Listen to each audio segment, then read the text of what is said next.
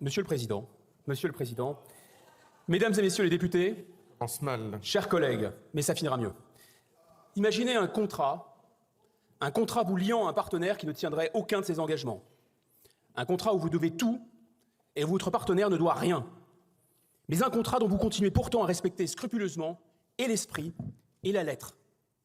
Un tel contrat existe, c'est l'accord franco-algérien du 27 octobre 1968.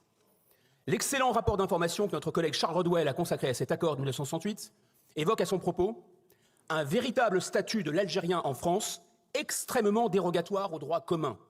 Extrêmement dérogatoire, c'est d'abord vrai en matière de prestations sociales.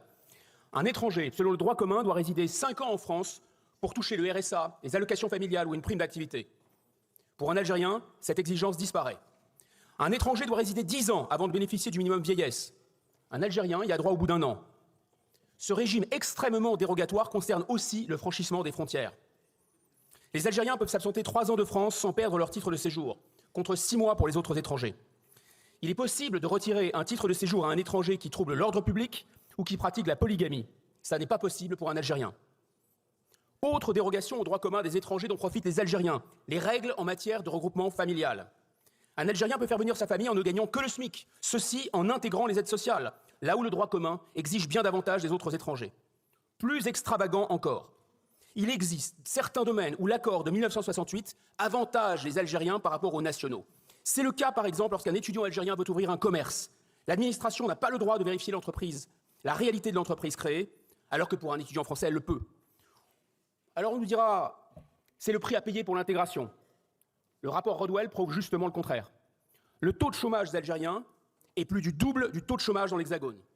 Le taux d'emploi des immigrés algériens est inférieur de 14 points à celui de la moyenne nationale.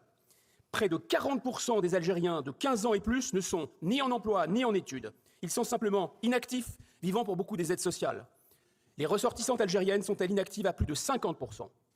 Et avec le contrat de 1968, nous avons non seulement créé une filière d'immigration à part entière, mais nous avons aussi engendré des trappes à pauvreté intergénérationnelle. Parce que le taux d'emploi des descendants d'immigrés algériens est encore plus bas que celui de leurs parents. C'est une véritable pompe aspirante de l'immigration et expirante pour nos finances publiques. Mais ce régime dérogatoire, maintenu par les accords de 1968, emporte des effets plus choquants encore. Par cet accord, la France accepte la kafala, une norme du droit islamique qui facilite le regroupement familial en plaçant des enfants algériens sous l'autorité de grands-parents ou d'oncles ou de tantes qui peuvent les faire venir.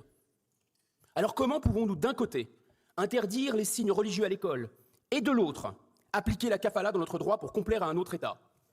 Cette anomalie bafoue notre laïcité. Ça a tout à voir. Je vous le dis, soit vous êtes sincèrement laïque,